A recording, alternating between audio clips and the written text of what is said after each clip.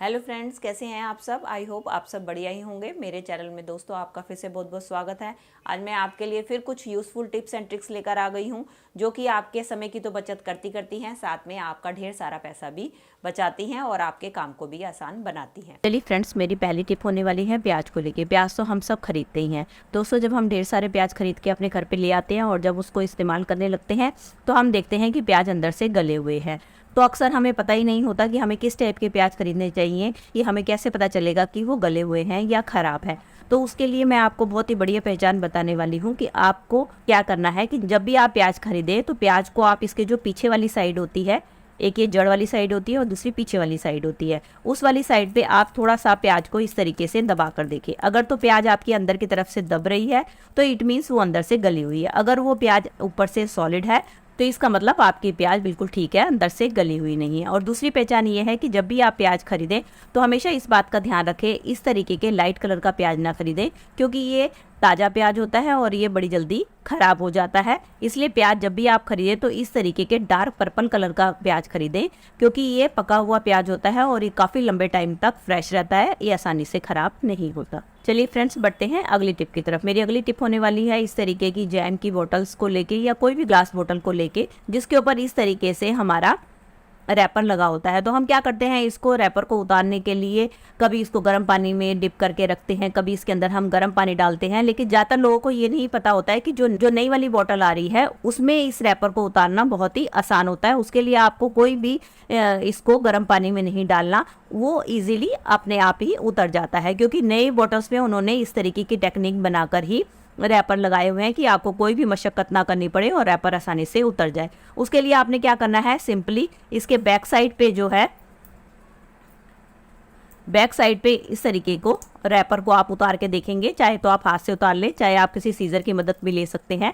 ऐसे करके उतारेंगे तो आपका ये देखेंगे कि रैपर बड़ी आसानी से अपने आप उतर जाएगा। आपको किसी भी तरीके से इसको पानी में डुबोने की ज़रूरत नहीं है, कुछ भी नहीं करना पड़ेगा, आपका रैपर आसानी से उतर जाएगा। ज़्यादातर लोग इस बात को जानते नहीं हैं और इसको काफ़ी टाइम तक पानी में डिप करके रखते हैं और कई बार इसके अंदर पानी डालते हैं और अपनी मेहनत ख़राब करते हैं। ये देखिए, मैंने आपके सामने रैपर को उतार के दिखा दिया। मैंने किसी भी गर्म पानी का इस्तेमाल नहीं किया और ना ही मैंने किसी भी और चीज़ का इस्तेमाल किया, और ये देखिए हमारा रैपर आसानी से उतर गया है बिना किसी मशक्क़त के और कितनी सफाई से। मेरा अगला हैक होने वाला है इस तरीके के स्टेपलर को लेके, जिसका इस्तेमाल तो हमेशा करते हैं जब भी हमें किसी चीज़ को स्टेपल करना होता है। तो जैसे कि हमें ये कॉपी है और इसको हमें स्टेपल करना है, या हमें कोई भी दो पेजों को स्टेपल करना है, तो हम क्या करते हैं, इसको हम इस तरीके से स्टेपल कर देते हैं। लेकिन कई बार क्या होता है, हमारा गलती से गलत जगह पे स्टेपल हो जाता है तो हमें इसको उतारना होता है। तो अक्सर हम क्या करते हैं, कभी तो हम किसी कैंची का सहारा लेते हैं या हम कभी नाइफ़ का सहारा लेते हैं और इसको उतारने की कोशिश करते हैं,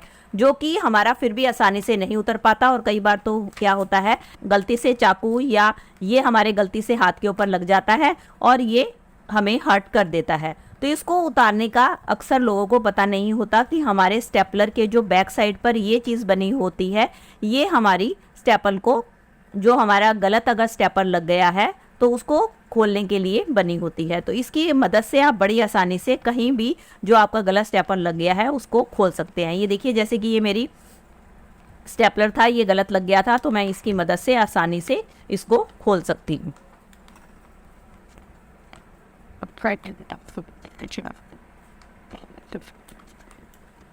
ये देखिए, ऐसा करने से इसके दोनों कॉर्नर जो है आसानी से खुल जाते हैं और इसके बाद आप इसको निकाल कर खोल सकती हैं। चलिए फ्रेंड्स, मेरी अगला हैक होने वाला है इस तरीके की पॉलीथीन को लेके। जब भी हम मार्केट में इस तरीके के पॉलीथीन में सामान लेकर आते हैं तो हम क्या करते हैं, जो सामान इसमें से चाहिए होता है हम निकाल लेते हैं, बाकी हम इसके अंदर जो बचा रहता है उसको दोबारा से इस तरीके से गिठा बंद करके रख देते हैं। तो क्या होता है, नेक्स्ट टाइम गिठा इतनी टाइट लग जाती है, हम कोशिश करते हैं तो गिठा हमारी खुलती नहीं है। तो हमें क्या करना पड़ता है, इसको जब हम जोर जबरदस्ती करते हैं तो हमें पॉलीथीन फाड़ कर ही सामान निकालना पड़ता है, जिसके कारण क्या होता है, कई बार इसके अंदर पड़ा हुआ सामान भी जो है गिर जाता है और हमारा ख़राब हो जाता है। तो आपने क्या करना है, नेक्स्ट टाइम जब भी गिठा लगानी है तो पहले तो आप नॉर्मल इस तरीके से गिठा लगाएं, और जो आपने सेकंड गिठा लगानी है उसको आपने हाफ गिठा लगानी है। ये देख सकते हैं आप, जैसे मैंने ये लगाई है, इस तरीके से आप हाफ गिठा लगाने के बाद इसको जितना मर्जी टाइट कर दीजिए उसके बाद जब नेक्स्ट टाइम खोलेंगे तो आपकी गिठा बड़ी आसानी से खुल जाएगी। और दूसरा क्या है कि आप इसको अगर स्टोर करके रखना चाहें, हैंग करके भी आसानी से रख सकते हैं। और जब आपको जरूरत हो तो आसानी से आप ये जो आपने गिठा लगाई थी इसको खोलिए और आपकी गिठा आसानी से खुल जाएगी। ये तो था मेरा पहला तरीका। और दूसरा तरीका क्या है, आपको इसको बांध कर रखें। इस तरीके से आपने पहली गिठा लगानी है और जो दूसरी गिठा आपको लगानी है इस तरीके से आप इसकी दूसरी गिठा लगाएंगे।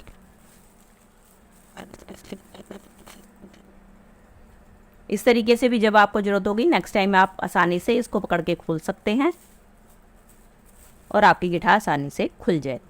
चलिए फ्रेंड्स, मेरा अगला हैक होने वाला है इस तरीके के बेकार पड़े पॉलिथीन को लेके, जिसका इस्तेमाल तो मैंने आपको पहले भी बताया हुआ है। आज मैं इसका बहुत ही यूनिक आपको इस्तेमाल बताने वाली हूँ, जिसकी मदद से आप अपने घर में आने वाले मच्छरों को भगा सकते हैं। जी हाँ, आप पॉलिथीन की मदद से भी मच्छरों को भगा सकते हैं। अगर आप इन पॉलिथीन को इस तरीके से फेंकते हैं तो आपने देखा है ज़्यादातर इन पॉलिथीन को गाय या कोई जानवर खाता है, जो कि उनके लिए काफ़ी नुकसानदायक होता है। तो आप इनको फेंकिए नहीं।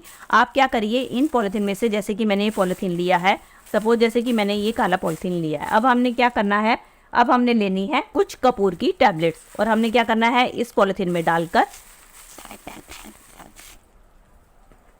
अब किसी चिमटे की मदद से अब हमने इस पॉलिथीन को जला लेना है। जला लेने के बाद आप क्या करें, आप लें एक प्लेट में पानी और इसके बाद इस जले हुए पॉलिथीन को आपने इसके ऊपर रखना है। जलने के बाद जो भी इसके कण गिरे वो आपकी प्लेट में गिरे, नीचे फर्श के ऊपर ना गिरे।